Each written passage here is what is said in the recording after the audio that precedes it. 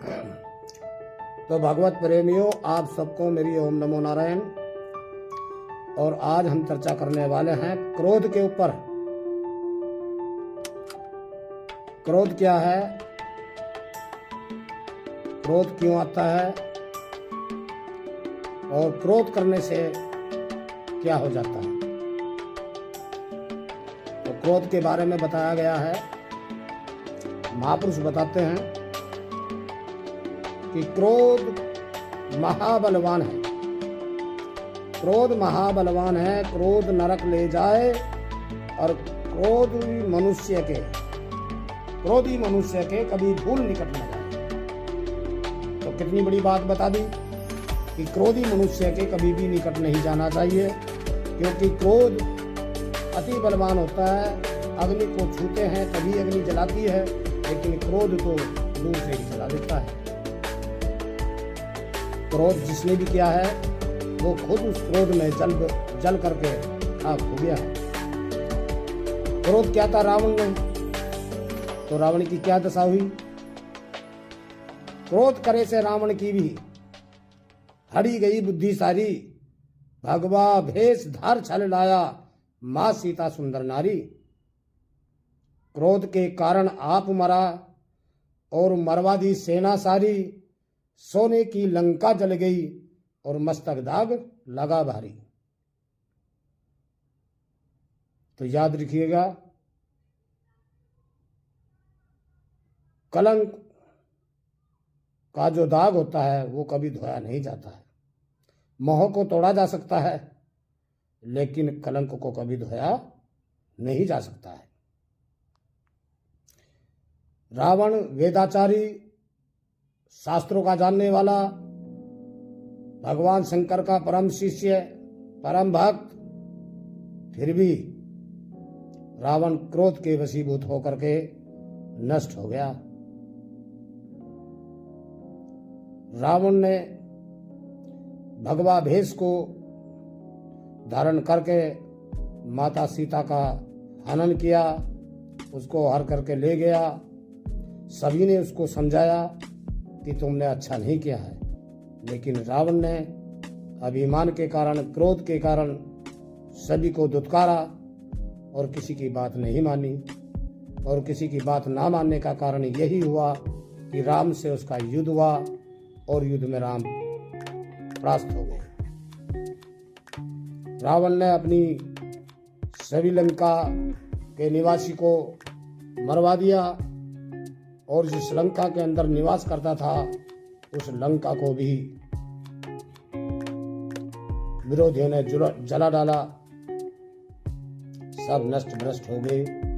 तो क्रोध करने से कभी भी मनुष्य को शांति की प्राप्ति नहीं होती है। क्रोध करने से मनुष्य को अज्ञानता आ जाती है। क्रोध क्यों आता है? क्रोध दो बातों के कारण आता है।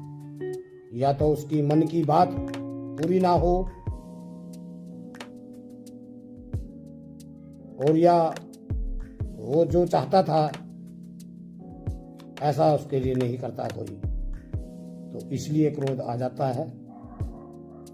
तो क्रोध नहीं करना चाहिए। क्रोध आने पर शांति बरतनी चाहिए, क्योंकि क्रोध तो आता है चला जाएगा, लेकिन शांति तुम्हारी कोई नहीं खो सकता है। इसलिए क्रोध नहीं करना चाहिए। क्रोध करने से मनुष्य का पतन हो जाता है। क्रोध जिसने भी किया है उसका पतन हुआ है। क्रोध किया था हिरण्यकश्यप ने, वो नष्ट हो गया। क्रोध किया था दुर्योधन ने, वो नष्ट हो गया। क्रोध किया था कंस ने, वो नष्ट हो गया। और जो जो भी क्रोध करेगा उसका यही हाल होगा। तो क्रोध नहीं करना चाहिए। क्रोध के बाद में मद आता है। मद कहते हैं जोश को। मनुष्य को कभी भी जोश में होश नहीं खोना चाहिए। उत्तानपाद राजा की एक कहानी है कि उत्तानपाद राजा की शादी हो चुकी थी, लेकिन एक दिन कहीं से किसी कन्या के स्वयंवर का निमंत्रण आया। उस निमंत्रण को पा करके उत्तानपाद अपनी पत्नी से कहने लगा कि प्राण प्यारी, तुम मेरा स्वयंवर में जाने का प्रबंध करो, मैं स्वयंवर जाऊंगा। उनकी पत्नी कहने लगी कि आपकी शादी हो चुकी है, फिर आपको स्वयंवर में जाना नहीं चाहिए, क्या जरूरत आपको है। राजा कहने लगा कि यदि मैं नहीं जाऊंगा तो मैं कायर कहलाऊंगा, इसलिए मैं कायर नहीं बनना चाहता। उनकी पत्नी कहने लगी कि महाराज,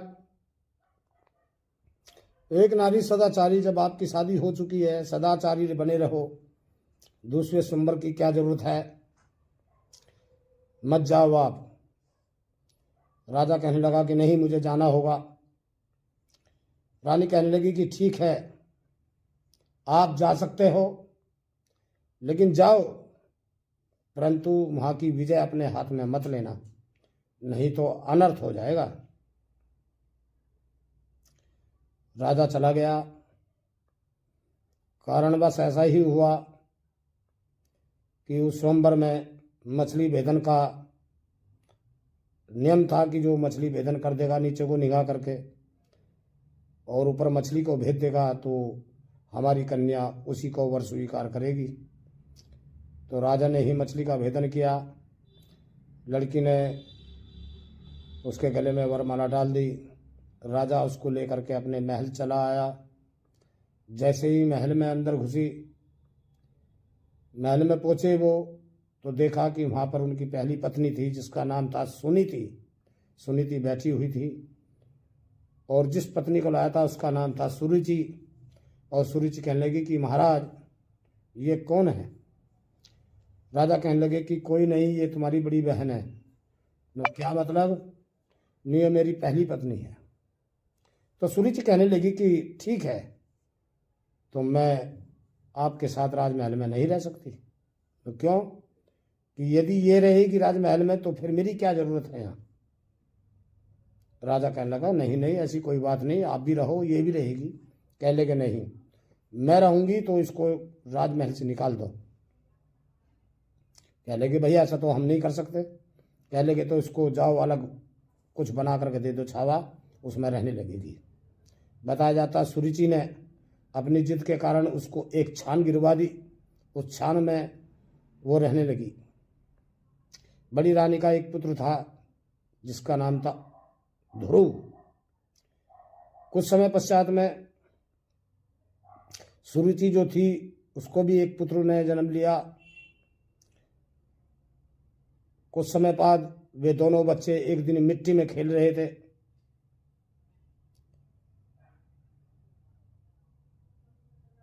राजा के मन में आया, हमने अपने ध्रुव बच्चे को अपने से अलग किया हुआ है, इसको कभी गोद में नहीं खिलाया हमने। मोह सता गया पुत्र का। उस बच्चे को उठा करके अपनी गोद में बैठा लिया। जैसे ही गोद में बैठाया उसी समय अचानक से सुरुचि आ जाती है और सुरुचि ने देखा कि मेरा पुत्र उत्तम मिट्टी में खेल रहा है और ध्रुव को गोद में लिए हुए है। सुरुचि राजा के पास में आई और उसकी गोद में जो ध्रुव बैठा हुआ था उसका कान पकड़ा और उसके गाल पे एक तमाचा जड़ दिया और कहने लगी कि ये गोद तुम्हारे लिए नहीं है, ये राजा की गोद तो मेरे पुत्र उत्तम के लिए है। और जा, जहां तेरी माँ रहती है वहीं पर जा, यहां तेरा क्या काम है। और तुमको तो हम 1 किलो जौ का आटा देते हैं, तभी वो जी पाती है, तुम भी जीते हो, जाओ यहां से। ध्रुव भगत रोता हुआ अपनी माता के पास में पहुंचा और माता से कहने लगे कि माता श्री, आप तो बड़ी रानी हो, राजमाता हो, फिर भी आप एक टुट्टी छान में रहते हैं और जौ का आटा खाते हैं। और जो हमारी सुरुचि माता है वो तो 36 प्रकार के व्यंजन पाक भोजन पाती है, तुम्हारे लिए ऐसा व्यवहार क्यों है। और आज मुझको छोटी माँ ने एक तमाचा लगाया और कहा कि ये गोद तुम्हारे लिए नहीं, ये गोद तो मेरे पुत्र उत्तम के लिए है, और मुझे गोद से उतार दिया। और तो माता ऐसा व्यवहार हमारे लिए क्यों? ध्रुव की माता जी कहने लगी कि पुत्र, इसमें गलती सुरुचि की नहीं है, ना राजा की है, इसमें गलती हमारी है। हमने प्रारब्ध समय में इतने अच्छे महान कर्म किए कि हम राजा बने, राजमाता बने, लेकिन कोई ना कोई चूक रह गई, कुछ कमी रहेगी, जिसके कारण आज हम राजा होते हुए भी गए गुजरा जीवन जीते हैं। कह लगे ऐसे क्या हुआ माता जी? कह लगे कि पुत्र, हमसे भगवान नाराज है, भगवान हमसे खुश नहीं है। नो क्यों?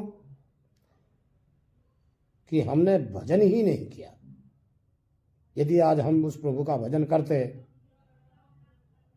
तो हमारे को ऐसी दशा भोगनी नहीं पड़ती, ये दुख देखने नहीं पड़ते। ध्रुव कहने लगा कि माता, मुझे आशीर्वाद दीजिएगा और भगवान का मैं भजन करूंगा। मैं पहले भगवान को खुश करूंगा, तभी मुझको चैन मिलेगा। माता कहने लगी कि नहीं पुत्र, मैं तुम्हारे ही कारण जिंदा हूं। वो अपने पुत्र को दुलार करती हुई